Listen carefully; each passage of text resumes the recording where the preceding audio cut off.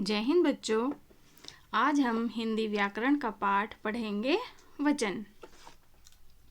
कक्षा 7 में यह पाठ 14 है और कक्षा 8 में यह पाठ 16 है। आइए जानते हैं क्या होते हैं वचन। देखिए, ये आपको एक चित्र दिख रहा है। इसमें देखिए बहुत सारी चीज़ें हैं, पुस्तकें हैं, घड़ी है, लड़की, 2 लड़कियां हैं, 3 लड़के हैं। लड़के ने चश्मा लगाया हुआ है, किताब पकड़ी हुई है और यहाँ पर एक वाक्य दिया हुआ है, इसे पढ़ते हैं। देखिए क्या दिया है। इस पुस्तकालय में बहुत सी पुस्तकें हैं, 2 लड़कियां किताबें पढ़ रही हैं, एक लड़का कहानी की किताब पढ़ रहा है। ठीक है, इस वाक्य में देखिए ये दिया हुआ है। अब आइए जानते हैं। दिए गए वाक्यों में लड़का, किताब, पुस्तक एक के लिए और पुस्तकें, लड़कियां, किताबें एक से अधिक के लिए प्रयोग किए गए हैं। तो अब हम परिभाषा बना सकते हैं इसकी कि शब्द के जिस रूप से संज्ञा के एक या अनेक होने का पता चले उसे वचन कहते हैं। ठीक है ना। अब परिभाषा आप स्वयं अपने आप बना सकते हैं कि शब्द के जिस रूप से संज्ञा, ये संज्ञा शब्द हैं। देखो, लड़का, किताब, पुस्तक, ये संज्ञा शब्द हैं, आपको पता है ना। तो संज्ञा के एक या अनेक होने का, कि लड़का एक है, अगर लड़के कह दिया तो अनेक हो जाएगा, लड़कियां कह दिया तो अनेक हो जाएगा, किताब एक है, किताबें कह दिया तो अनेक हो गया। ठीक है, ऐसे ही पुस्तक एक है और पुस्तकें कह दिया, अनेक हो गया। तो शब्द के जिस रूप से संज्ञा के एक या अनेक होने का पता चले उसे वचन कहते हैं। वचन के 2 भेद होते हैं। वचन के 2 भेद होते हैं, एक वचन और बहुवचन। ठीक है, वचन के कितने भेद होते हैं? 2, एक वचन और बहुवचन। अब एक वचन की परिभाषा जान लेते हैं। एक वचन जिस शब्द के रूप से उसके एक होने का पता चले उसे एक वचन कहते हैं। जैसे कि कोई चीज़ एक है तो उसके एक होने का पता चल रहा है तो उसे एक वचन कहते हैं। जैसे कपड़ा, बाल्टी, चिड़िया, पुस्तक, घड़ी आदि, ये एक एक हैं सारी चीज़ें। अब आ जाता है बहुवचन। बहुवचन की परिभाषा, जिस शब्द के रूप से उसके एक से अधिक होने का पता चले उसे बहुवचन कहते हैं। कि कोई चीज़ है वो एक से अधिक है, एक से अधिक है तो वहाँ पर बहुवचन हो जाता है। जैसे फसलें, लकड़ियाँ, चादरें आदि, ये लकड़ियाँ एक से अधिक हैं, चादरें एक से अधिक हैं, तो इसलिए ये बहुवचन है। वचन संबंधी नियम। आदर प्रकट करने के लिए एक वचन के स्थान पर बहुवचन का प्रयोग किया जाता है। जब हम आदर किसी के लिए प्रकट करते हैं तो वहाँ पर एक वचन के स्थान पर बहुवचन का प्रयोग किया जाता है। जैसे डॉक्टर APJ अब्दुल कलाम भारत के 11वें राष्ट्रपति थे कह रहे हैं तो इसका मतलब बहुत सारे होने चाहिए थे। तो ये हम आदर प्रकट कर रहे हैं, इसलिए APJ अब्दुल कलाम भारत के 11वें राष्ट्रपति थे। वचन संबंधी दूसरा नियम आ जाता है। कुछ शब्द सदैव बहुवचन में प्रयोग किए जाते हैं। जैसे आंसू, दर्शन, प्राण, बाल, लोग, हस्ताक्षर, होश आदि।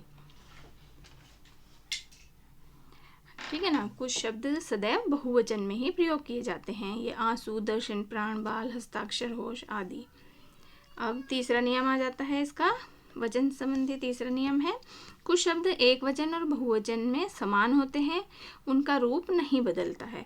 दोनों में, एक वचन में और बहुवचन में एक जैसे ही रहेंगे, उनका रूप बदलेगा नहीं। जैसे कौन कौन से शब्द हैं? छाया, घी, पानी, क्षमा, शहद, याचना, कल, गिरी आदि, बहुत सारे शब्द होते हैं। इसमें पर आपके थोड़े से ही लिए हैं मैंने। ऐसे ही वचन का चौथा नियम आ जाता है। क्या? कुछ शब्द सदा एक वचन में ही प्रयोग किए जाते हैं। जैसे जनता, दूध, वर्षा, आग, सेना, आकाश, मामा, चाचा आदि। उदाहरण, रात के समय आकाश, ये आकाश आ गया है ना, आकाश में असंख्य तारे दिखाई देते हैं। अब क्योंकि तारे तो बहुत सारे होते हैं तो यहाँ पर हमने लगा दिया असंख्य तारे दिखाई देते हैं। ठीक है ना, आकाश में असंख्य तारे, ये एक वचन में ही हम प्रयोग करेंगे।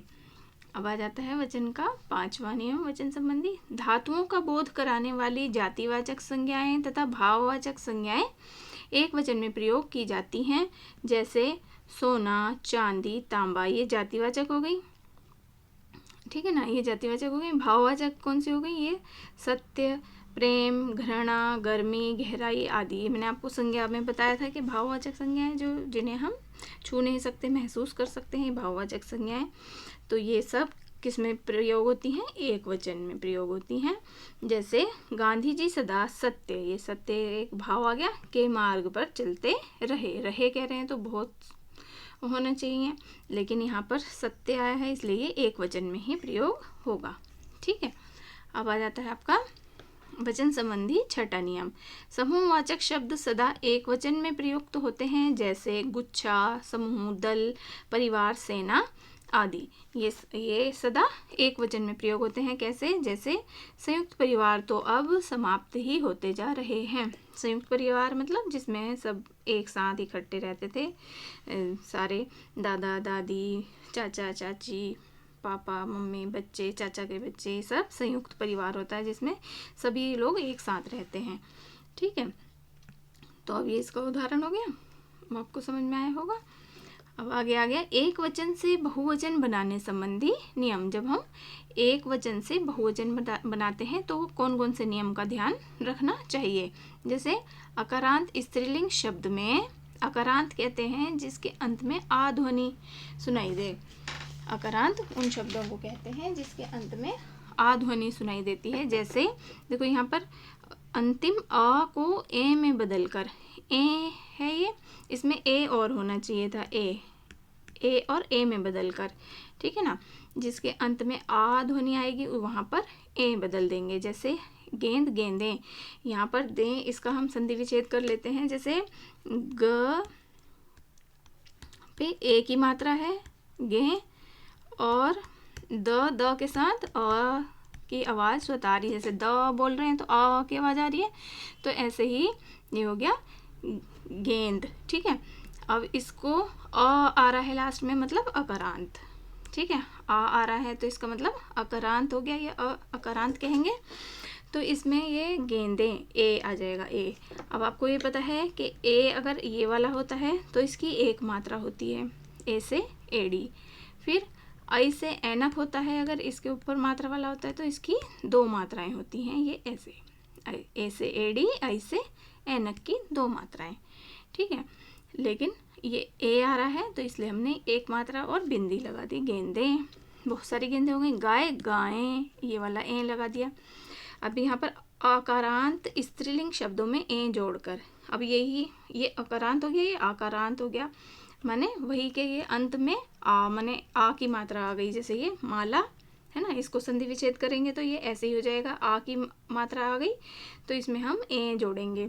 ये ध्यान रखेंगे आप लोग कैसे बनाएंगे। जैसे कोई भी शब्द दिया हुआ है तो उसमें आप ये नियम याद रखेंगे तो आप उसको बदल सकते हैं कि इसमें क्या लगेगी, ए की मात्रा लगेगी या ए लगेगा।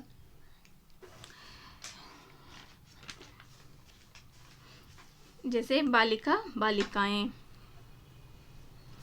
ठीक है, इसमें आ की मात्रा आ रही है अंत में तो ए में बदल जाएगा। आगे यही इसका और उदाहरण है जिससे आपको और समझ में आएगा। जैसे आ का आंखें, आंखें, आंखें, रात, रातें, पुस्तक, पुस्तकें। ठीक, और आ का ए में बदलना, जैसे ताला, ताले, लड़का, लड़के, गुब्बारा, गुब्बारे। आ की मात्रा ए में बदल गई है, मैंने अभी ए का बताया, ए की एक मात्रा होती है ना, ए से एडी है ये, ए से एडी। तो आ की मात्रा जिस अकारांत जिसके अंत में आ की मात्रा आ रही है वो ए में बदल जाएगा। ठीक, अब आते हैं एक वचन से बहुवचन बनाने संबंधी नियम। ये तीसरा नियम आ गया। इकारांत स्त्रीलिंग शब्दों के अंत में या जोड़कर, ये इकारांत कह रहे हैं। अब इकारांत कौन से शब्द हैं, इसके अंत में यहाँ जोड़ेंगे। इकारांत मतलब जिसमें अंत में छोटी ई की मात्रा आ रही है। जैसे न पे बड़ी ई की मात्रा है तो यहाँ बड़ी ई लिखा जाएगा, और यहाँ पर आपकी त त पे कौन सी मात्रा है, छोटी ई की मात्रा है, तो ये छोटी ई लिखा जाएगा। तो ये छोटी ई आ गया अंत में। जब हम बोल रहे हैं नीति, छोटी ई की आवाज़ आ रही है तो वो इकारांत शब्द हो जाएगा, इकारांत। ठीक, ये आपका छोटी ई की आवाज़ आ रही है तो इकारांत। स्त्रीलिंग शब्दों के अंत में या जोड़कर, इसके अंत में हम या जोड़ देंगे, नीतियाँ हो जाएगा, शक्ति, शक्तियाँ। ठीक है, ऐसे ही आकारांत में, आकारांत स्त्रीलिंग में आ को या में बदलकर, जिसके अंत में या आ की मात्रा आ रही है उसको या में बदल देंगे। चिड़िया, ये गुड़िया, गुड़िया, चिड़िया, चिड़िया।